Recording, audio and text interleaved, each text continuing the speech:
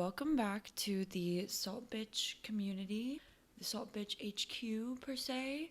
I am so glad that so many people loved my Daniel Staub deep dive. I put a lot of time and energy into doing that after seeing how well the Bethany video was somewhat received. So it's great to see it really kind of take off. I'm loving it. Make sure you are subscribed to my channel and follow me on TikTok as well. Today's video honestly might be the most important thing I've ever done. Season 18 of Real Housewives of Orange County premiered 2 weeks ago or something like that. All right, something like that. There is so much backstory and context legally, financially, romantically, friendshiply, amicably amongst these women that I felt the need to break it all down for everybody because honestly, I don't know how many people have watched all 18 seasons. I have, at least twice, to be honest, but it's a lot to confront, and I don't want season 18 of Real Housewives of Orange County to seem so inaccessible to everybody because it is literally the best thing ever. I'm sure you can jump in, but it's not as gratifying and entertaining when you don't understand the 20 years of on-camera history that these women have together. It is so utterly important. Therefore, I present to you all of the once again, this video is just about all of the backstory of season 18 of Real Housewives of Orange County. First and foremost, we have Shannon Beador's DUI. We have to get into why this is such a big deal because she was a huge old bitch to Gina, and she kind of deserved it, when Gina got her DUI. So we have to get into all of that, and we also have to get into her relationship with Jonathan Jansen, Johnny J, whatever you may call him, because Shannon was dating Johnny J prior to him now dating Jesus Jugs, which is a whole nother thing, because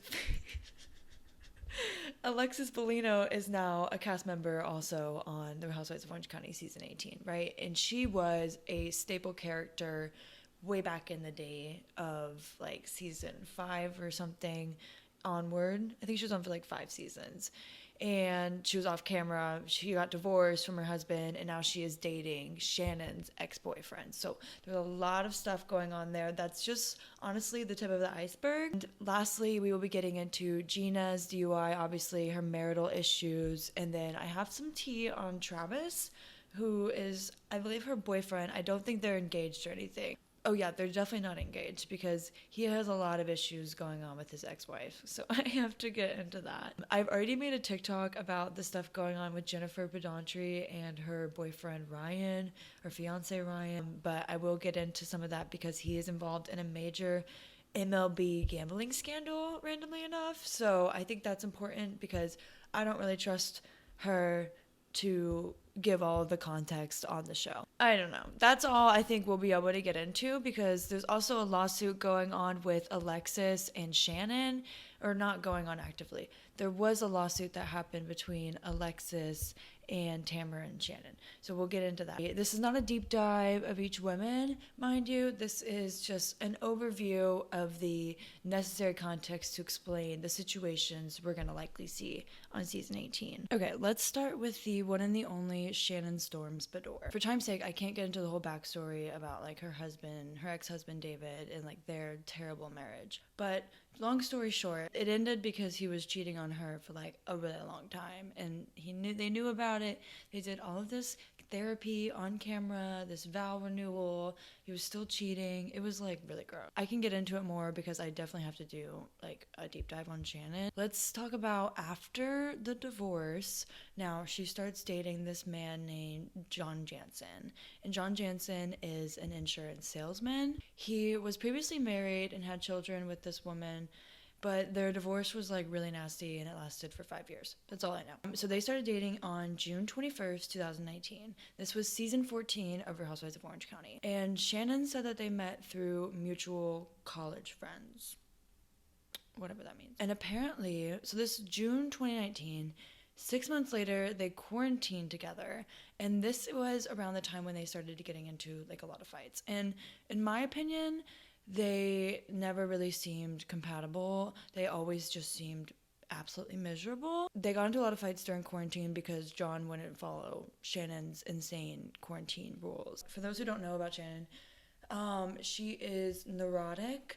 I would liken her to like Sutton in a lot of ways. Like they remind me a lot of each other. But she is very neurotic when it comes to like health. Like she wouldn't let her kids have cell phones because she thought that it was giving them like radio waves to their brain, which maybe, but who cares? What doesn't, frankly? She insisted on buying clothes from like organic clothing stores where they made their linens with like really organic fibers, and then she doesn't go to real doctors. She goes to not fake, Eastern medicine type of doctors where they do like a little tap on your spine, a little tincture, some probiotics, a little bit of pseudoscience, and there you go. I can't imagine what her protocols were to COVID-19, but I can imagine that they were insufferable. So, like, just utterly the worst person. Out of all of the housewives, which I should definitely do, like, a ranking of which ones I would want to quarantine with, Shannon would be at the bottom of the list. In season 15, whenever they were filming, Emily was the one who called out in season 15 that Shannon acts like her and John are perfect. Off camera, she's like blacked out calling all of them, complaining about John, saying that like they fight all the time, whatever. At this point, even Shannon's kids don't think that John is right for her, that John can't support her emotionally or financially, and frankly, they're right. So her drunken oversharing just continues, and then finally, after season 17, 1 week after filming, he broke up with her. And it was very interesting because she always claimed that he hated filming, he hated being on camera, which I beg to differ. Because, like, why would you break up with her 1 week after you were done filming? You obviously wanted to be on camera together. And they had been dating for 3.5 years. And I think it was, like, over text or something. And she claimed that she was completely blindsided by the whole breakup, even though, like, their relationship was a shit show. So that was very interesting. And this breakup happened in November of 2022. So I think that's very important to keep in mind. Keep this timeline in mind. Because as we were watching season 17, we knew that they had broken up, but she was still like defending their relationship. When she filmed the reunion of season 17, she had obviously broken up with John already. But the DUI happened after the reunion was filmed. So we knew that she had the DUI during the season 17 reunion, but it obviously wasn't mentioned because it hadn't happened by the time it was filmed. That was a really hard way to word that. Before we get into her DUI, let's just talk about some of her recent incidents of problematic drinking leading up to, I guess you could say, her DUI. The grand finale. So her and Johnny J, after they broke up, were trying to maintain like some level of friendship. And apparently, allegedly, she had gotten into some screaming match with his daughter at a tiki bar, of all places, probably in Newport. And that was another point of tension between Shannon and John, was that his kids hated Shannon, probably going back to all of like the COVID stuff. And witnesses at the bar said that they saw her wasted and that she had to be physically restrained by security as she was removed from the premises. And then her drinking was also addressed several times on the show. At the season 17 reunion, Heather again mentioned how she drunkenly calls and rants about John, and like, I guess maybe Shannon doesn't remember it, or she definitely denied it throughout it all. And then Gina also insinuated that she needs rehab. In season 17 is also when Shannon made the comment that Gina's kids would have been taken by CPS if Shannon had not helped her. Okay, so apparently what happened was that Gina didn't show up to a court hearing because her attorney didn't realize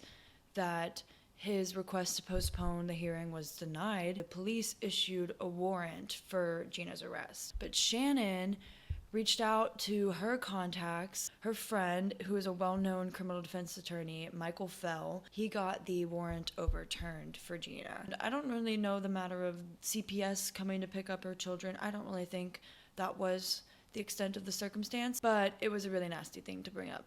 And it did not age well for Miss Shannon Storms Beador, because On September 17, 2023, at approximately 1:17 in the morning, it was a chilly fall evening on Newport Beach. Shannon and Johnny J were having one of their infamous blacked out arguments and altercations. Shannon decided that she was going to drive herself home away from Johnny J. She says that John had told her not to drive because she was too drunk, and she allegedly insisted. And she revved up the engine. I guess I don't have to say allegedly because she said all this on the first episode. She said she revved up the engine and lost control of the car, and she immediately crashed into the front of somebody's house. And mind you, her poor dog, Archie, beautiful golden retriever, stuck as a victim in the passenger seat, or maybe in the back, and thankfully and shockingly was left unhurt from the incident. So, okay, allegedly, after she drove herself into a home, she got out of the car, took Archie, and started walking down the street and pretending like she was walking her dog. Like, was just walking away. She ran into a person's home. She did hurt herself. She was bleeding. We saw the screen grab or whatever. The police found her down the street with her abandoned vehicle jammed into somebody's front door. It's not funny.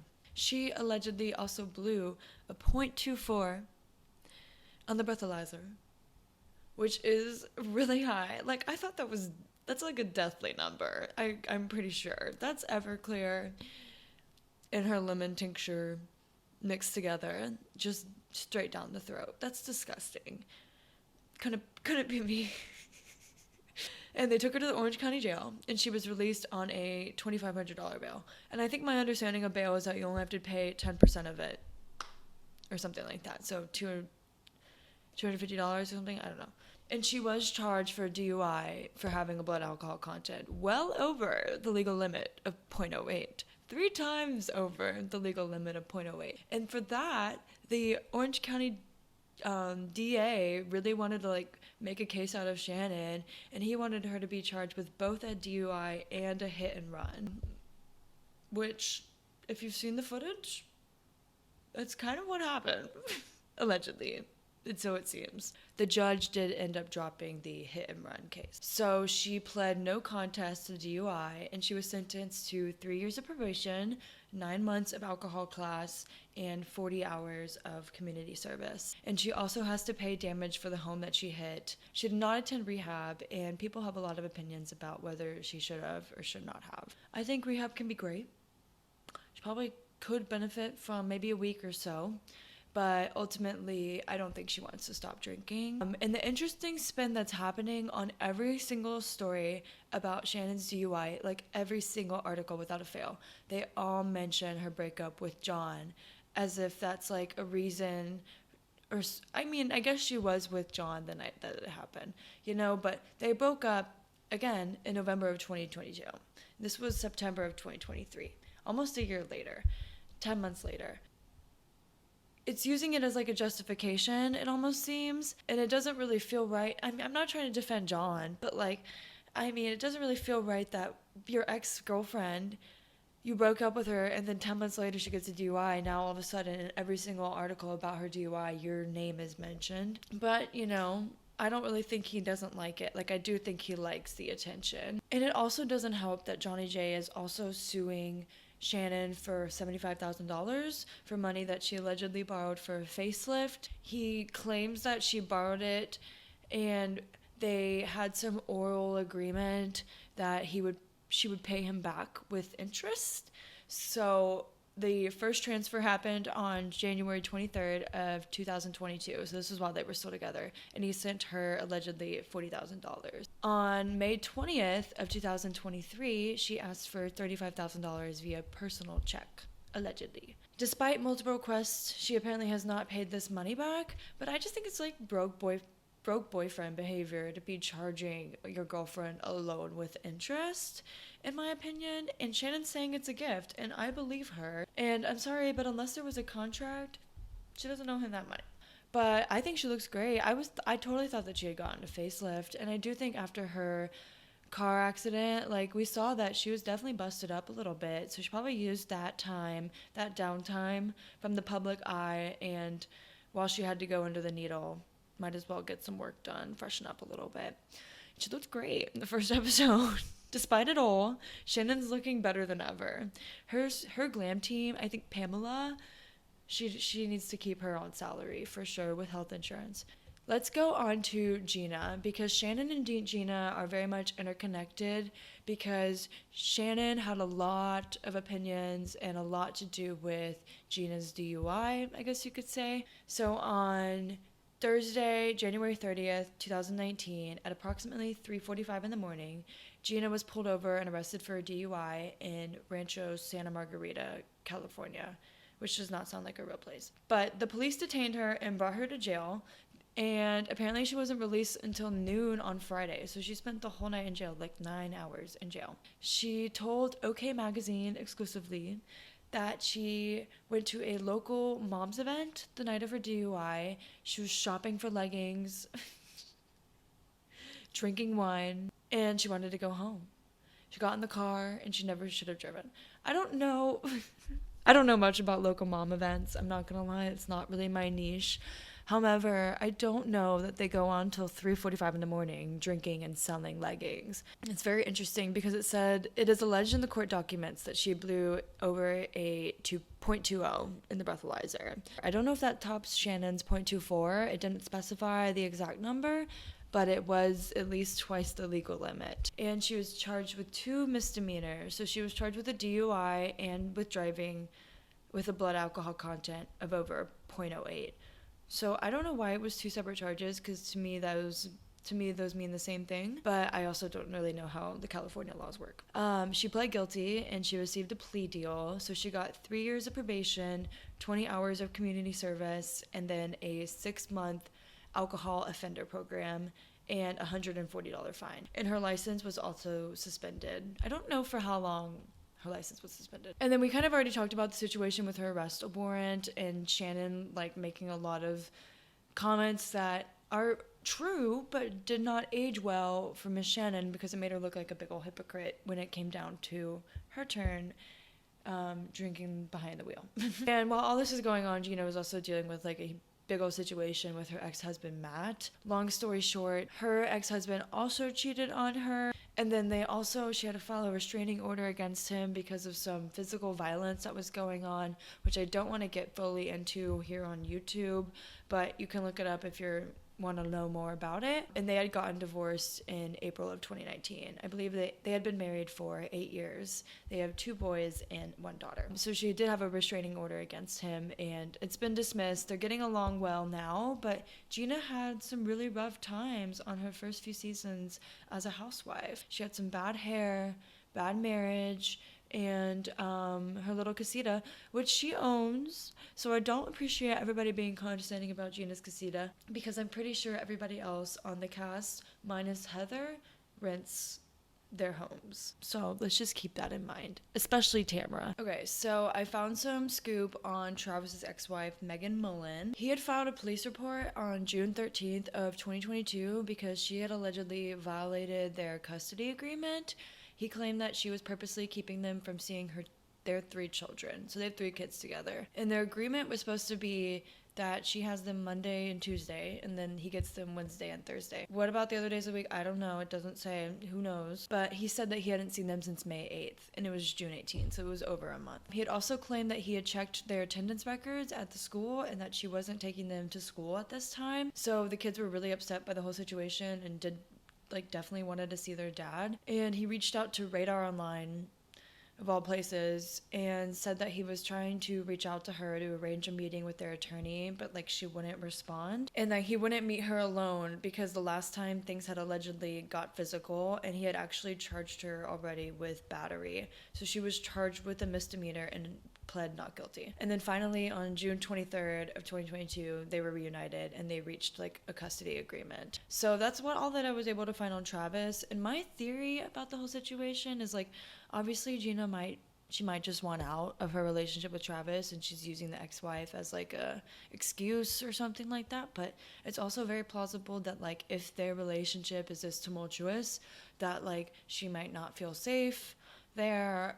We don't really know the full scope of everything, especially yet. We don't know how much context they're gonna give as the season goes on and how much they can even really share. So that's just kind of my thoughts on that, and I'm curious to know what you guys think as well. Okay, let's move on to Alexis Bellino, also known as Jesus Jugs. So as we mentioned in the intro, Alexis Bellino was a staple character from the early to mid Real Housewives of Orange County. So she was a cast member from 2008 to 2013, and she's kind of most known for her strange marriage and tangent values that I think they were part of the marriage. I don't know if Jesus Jugs is as righteous as she was when she was married to Jim Bellino, because Jim Bellino, her ex-husband, is honestly, he's a big old ogre. He was disgusting. I hated seeing him on my screen. And he was the one who was like, women needed to be in the kitchen.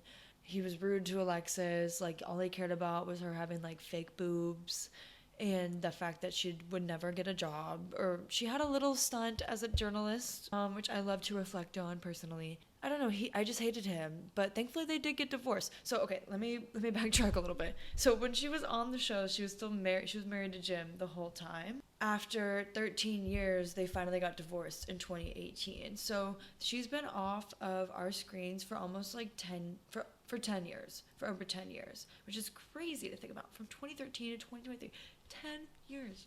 Alexis Bellino has been off of our screen, and she has returned. She is back.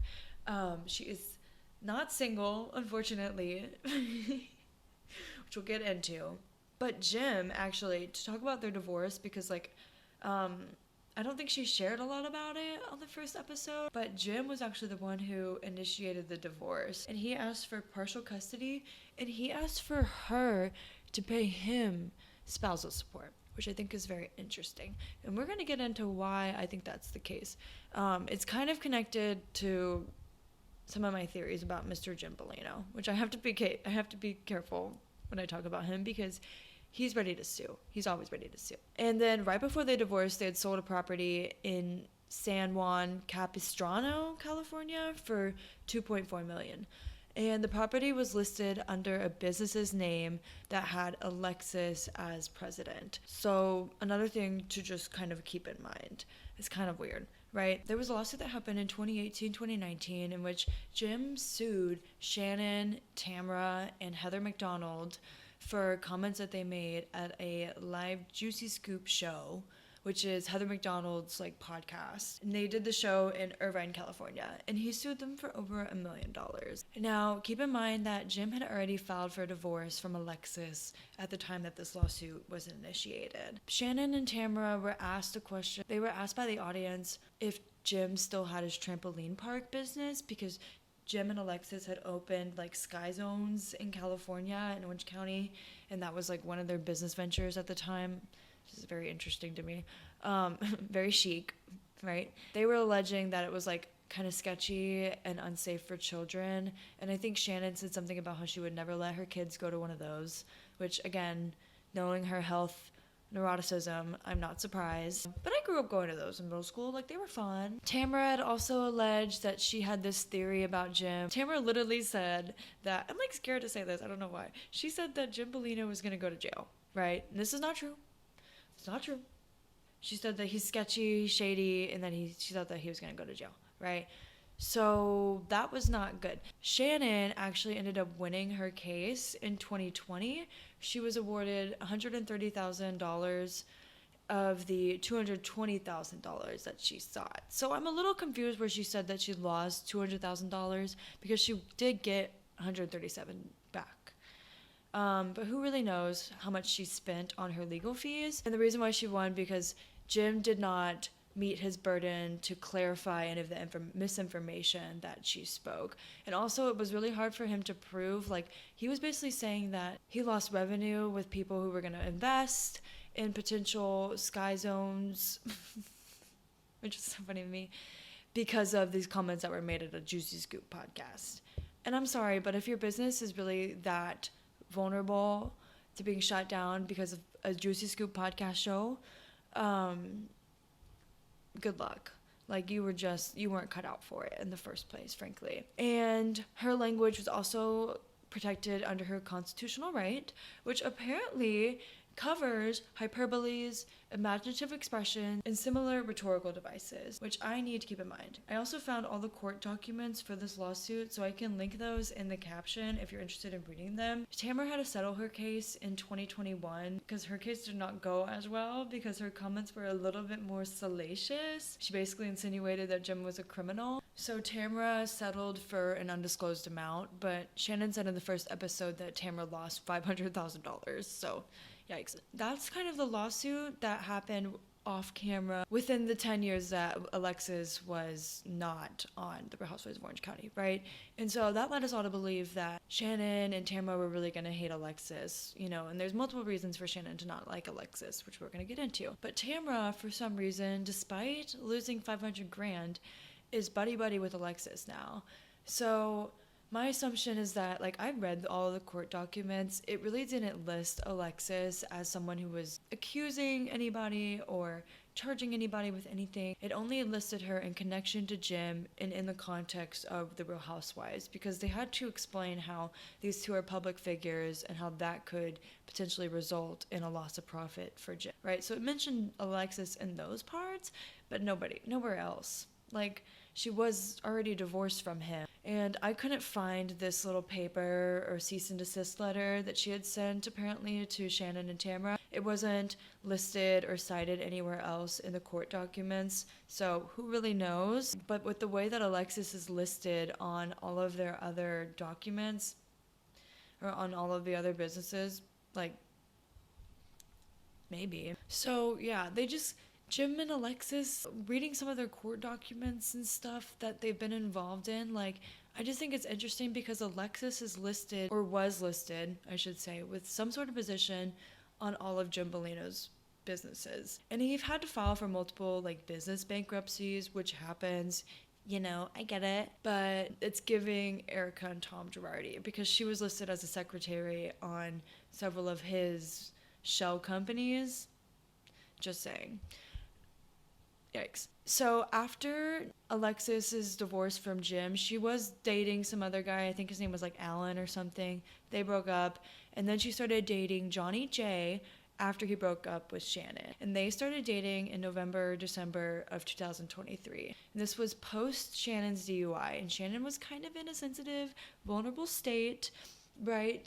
And it didn't help that the two met at the infamous Housewives of Orange County staple restaurant, The Quiet Woman, which Shannon has had one too many infamous scenes at The Quiet Woman. So I think that was really close to home for her and probably felt personal. And honestly, it probably was. I don't trust Johnny J. I kind of like Alexis. I'm not gonna lie. I didn't like her when she was with Jimmy Bellino, but I kind of like her more now. But I don't trust Johnny. Like, I think that it's weird that you would be at a restaurant, see another Real Housewife, and be like, I'm gonna go after her. It's giving Harry Dubin. It's giving Slade Slimy. And this is the same man who Shannon always said, like, he doesn't like the attention. He doesn't want to be on camera. Yet he's going after yet another Real Housewife who just got her contract renewed after 10 years. Okay. But yeah, the whole thing felt like a personal attack to Shannon because she's very Sheena coded in that way. Like, she just got in a DUI. Her and John had just broken up, 13 months ago. It was very fresh to her. So that's kind of the context of why there was that tension that we saw. I love that they had the confrontation between Shannon and Alexis right away on the first episode. Like, the first episode of season 18 was just... Okay, let's talk about Jennifer Pedranti. She was the new cast member last season. Now, the last, 4 or 5 seasons, I feel like, of Orange County, there's been, one spot that's been, a revolving door. They haven't really known how to fill it. They've had Noella, Elizabeth Vargas, Jennifer Armstrong, and now Jennifer Pedranti. I'm sure there's another one that I'm missing. And now Katie. We'll see how Katie falls. But I think Jennifer is actually a really good addition to the cast. I'm frankly fascinated by her.